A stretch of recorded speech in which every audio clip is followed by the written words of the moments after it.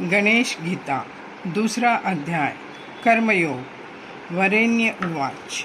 वरेण्य ने कहा, हे भगवान, आपने ज्ञान निष्ठा और कर्म निष्ठा दोनों का वर्णन किया। आप दोनों में से एक निश्चय कर जो कल्याणदायक हो उसे कहिए। गजानन उवाच। श्री गजानन बोले, हे प्रिय, इस चराचर जगत में मेरे द्वारा पहले वर्णित दो प्रकार की स्थिति है। सांख्य शास्त्र जानने वालों की ज्ञान योग से और कर्म के अधिकारी जनों की कर्म योग से शुद्धि होती है। कर्म में आसक्त जन कर्मों के आरंभ न करने से निष्क्रिय हो जाते हैं। हे राजन, केवल कर्मों के ही त्याग देने से सिद्धि नहीं होती। किसी दशा में क्षण मात्र भी कर्म बिना किए कोई नहीं रह सकता है। प्रकृति के स्वाभाविक तीनों गुण सबको ही अवश्य करके कर्म कराते हैं। जो कर्म करने वाला इंद्रियों को रोककर मन ही मन में इंद्रियों के विषयों का स्मरण करता है, उस इंद्रिय लोलुप दुरात्मा को तुच्छ आचार वाला कहा जाता है। हे राजन, जो मन से इंद्रियों का संयम करके कर्मेंद्रियों से निष्काम कर्मयोग का अनुष्ठान करता है, वही श्रेष्ठ पुरुष है। कर्म न करने से तो फल की कामना करके भी कर्म करना श्रेष्ठ है, कारण कि सब कर्मों का त्याग करने से तो शरीर यात्रा भी नहीं हो सकती। जो प्राणी कर्मों का फल मुझ में समर्पण नहीं करते, वे बंधन में पड़ते हैं। इस कारण से निष्काम कर्म का अनुष्ठान करते हुए निरंतर मुझे अर्पण करके कर्म बंधन का नाश करना चाहिए। जो कर्म मेरे निमित्त किए जाते हैं, वे कहीं और कभी बंधन के कारण नहीं होते, किंतु जो वासना पूर्वक फलासक्ति पूर्वक किए गए कर्म है, वे ही बलात् प्राणी को बांधते हैं। पूर्व काल में मैंने यज्ञ रूप नित्य कर्म के ही साथ साथ मनुष्यों के वर्णों को रचकर कहा, हे मनुष्यों, तुम यज्ञ से वृद्धि को प्राप्त हो। यह शिक्षा कल्प वृक्ष के समान तुम्हारी इष्ट सिद्धि को देने वाली हो। तुम देवताओं को अन्न से तृप्त करो, देवता तुमको वर्षा आदि से प्रसन्न करें। इस प्रकार परस्पर वृद्धि करते हुए तुम और देवता सब श्रेष्ठ स्थान को प्राप्त हो। देवता प्रसन्न होकर तुम्हारे मनोवांछित मनोरथों को पूर्ण करेंगे। उन देवताओं के दिए पदार्थों से उनकी आराधना किए बिना जो भोग भोगता है, वह चोर है। जो देवा आराधना रूप यज्ञ करके अवशिष्ट अन्न का भोजन करते हैं, वे सब पापों से मुक्त होते हैं, और जो अपने निमित्त ही भोजन बनाते हैं, वे पापी मानव पाप का ही भोजन करते हैं। अन्न से ही प्राणी उत्पन्न होते हैं। अन्न वर्षा से उत्पन्न होता है, वर्षा यज्ञ से उत्पन्न होती है, और कर्म से यज्ञ की उत्पत्ति होती है। कर्म ब्रह्मा से उत्पन्न होता है, और ब्रह्मा मुझसे उत्पन्न होते हैं। इस कारण हे राजन, आप इस यज्ञ में और विश्व में स्थित मुझे ही जानिए। इस आवागमन रूपी संसार चक्र से बुद्धिमानों को पार जाना उचित है। हे राजन, जो अधम प्राणी है, वह इसमें इंद्रियों की क्रीड़ा से सुख मानता है। जो अंतरात्मा में प्रीति करने वाला है, वही आत्मा राम और सबका प्यारा है। जो प्राणी आत्मतृप्त है, उसे किसी बात की इच्छा नहीं रहती। इस प्रकार प्राणी कार्य करके भी शुभ अशुभ फल को नहीं प्राप्त होता था। संपूर्ण प्राणियों में इसका कभी कुछ साध्य नहीं होता। इस कारण हे राजन, प्राणियों को आसक्ति रहित होकर कर्म करना उचित है। जो आसक्त होता है, उसकी दुर्गति होती है, और अनासक्त मुझे प्राप्त हो जाता है।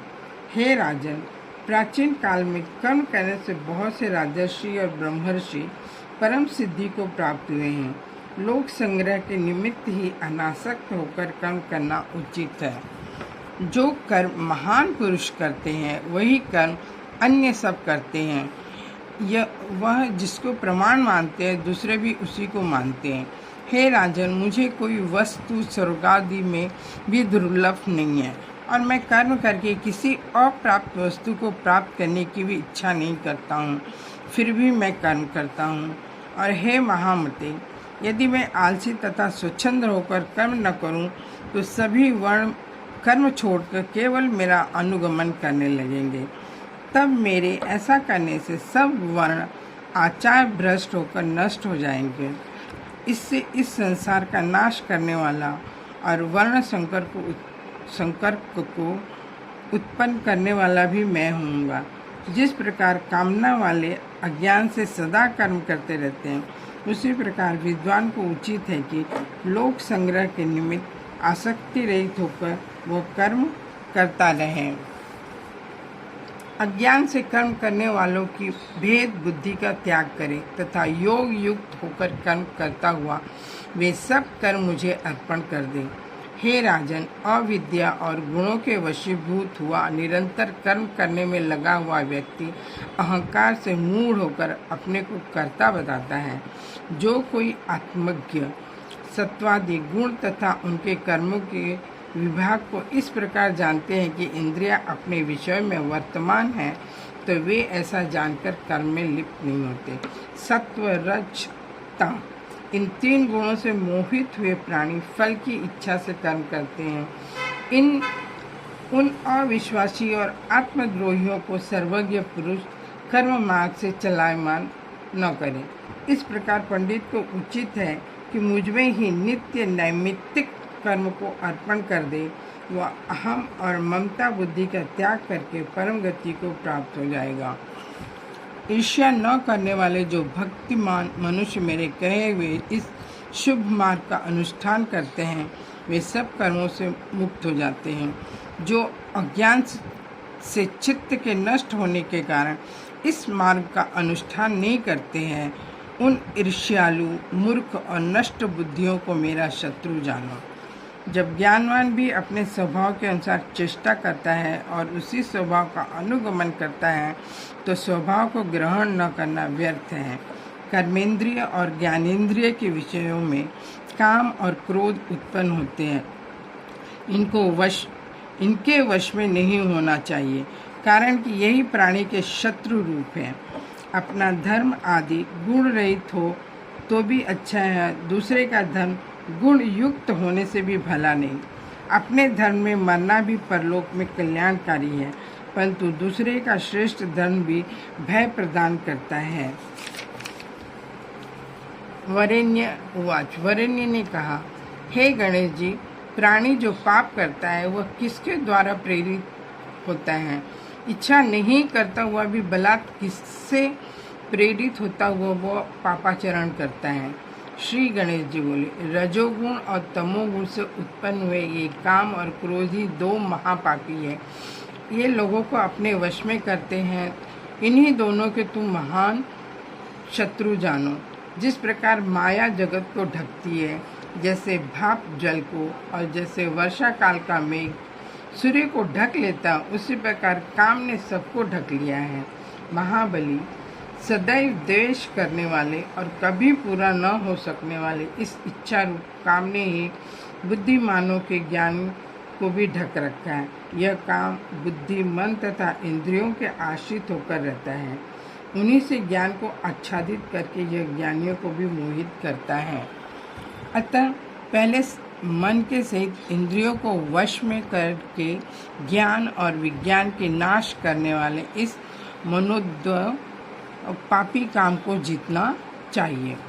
स्थूल देह से इंद्रियां परे हैं, इंद्रियों से परे मन है, मन से परे बुद्धि है और बुद्धि से परे आत्मा है। इस प्रकार बुद्धि से आत्मा को जानकर, बुद्धि से ही मन को स्थिर करके काम रूपी शत्रु को मारकर परम पद को प्राप्त करना चाहिए। इति गणेश पुराणे गजानन वरेण्य संवादे गणेश गीतायां कर्मयोगे नाम द्वितीयो अध्यायः। ओम।